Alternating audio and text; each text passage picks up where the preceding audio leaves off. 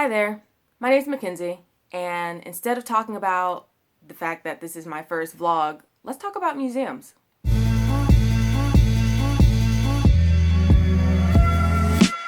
So last week, the National Museum for African American History and Culture opened, and there's this big opening ceremony with President Obama, which was very touching, and the speech was beautifully written and beautifully spoken. And I was like, this is dope, and I want to go. So took my little self on the internet and went to their website, and they were like, yeah, so apparently this is going to be popular, and we don't have tickets until January.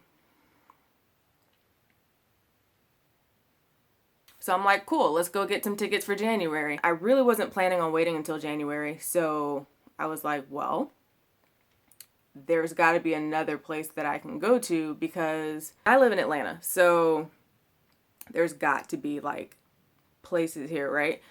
Museums. And there's obviously the King Birth Home, and I've actually never been inside, which is kind of shameful.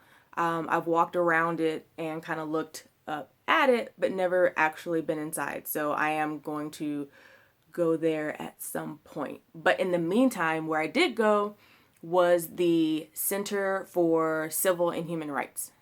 Hey guys, I am just leaving the Center for Civil and Human Rights, and let me tell you, it is amazing.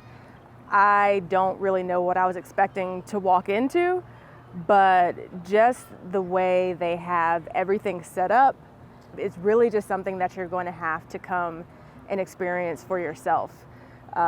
It's well planned out as far as just walking through everything, going through the different modules.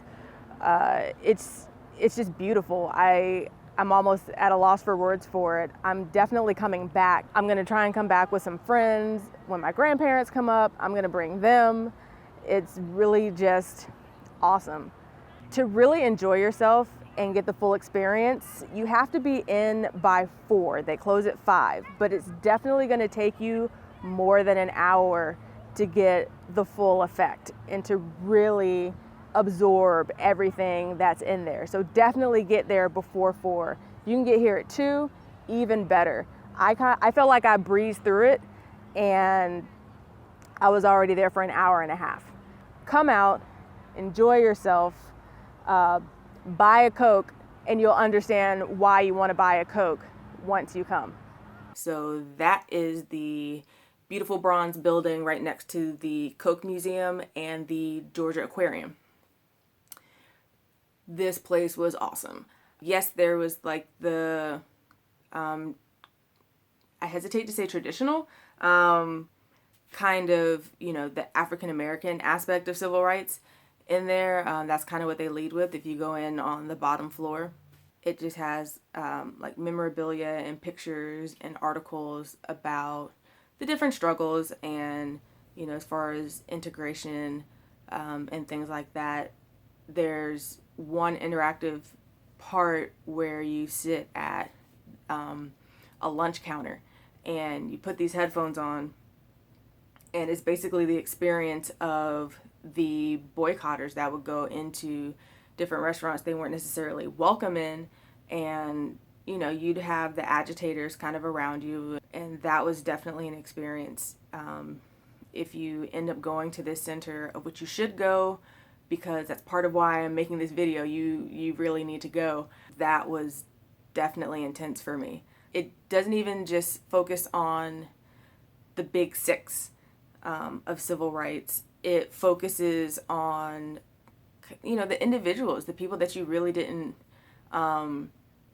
think about necessarily when you think of civil rights, because of course you think of Martin Luther King, Andrew Jackson, John Lewis, but then there's just the everyday person that is like you and me, and they were like, I'm not going to stand for this, and I'm going to join the movement. So it talks about and it presents those people, and I really enjoyed that. There's also a global human rights part of this center, and that's on the top floor. That, talking about just different dictators and how even though we here in America, we still have our issues, ultimately we're still considered a free country, and there are still countries out there that really aren't considered free. There's also a Dr. Martin Luther King exhibit, and that's downstairs. I actually got there at about 3:30, and it took me an hour and a half, and I still missed the Martin Luther King exhibit because by the time I got from the first floor to the top floor and back down, and it was almost 5 o'clock. I barely had time to jump into the gift store and grab a t-shirt that I'm wearing now. It was downstairs, and we're walking out, and I was like, oh, look at that. And the sign was like, yeah, go downstairs. And I was like, well, I can't, so I guess I gotta come back, which I'm still excited for because, again, I'll walk through the whole thing again. I'll just get there earlier. I definitely want to go to more museums and more centers. This is definitely going to be an ongoing thing because I think it's important for me, at least, because, I'm speaking for me, to know my history, to know where my culture came from. That really plays into my identity. That's going to be part of what I share with you is me going to these different places around the U.S. Clearly I'm going to start in Georgia because it's closer. I think it'll be fun. Maybe not. Maybe you'll think it's interesting. Maybe not. But I guess there's only one way to find out. And that's just to go do it. So here goes. But if you want to tag along with some of the stuff that I'm going to be posting, then definitely subscribe because subscribers are cool. You're cool. I'm cool. No, I am kind of cool, I think.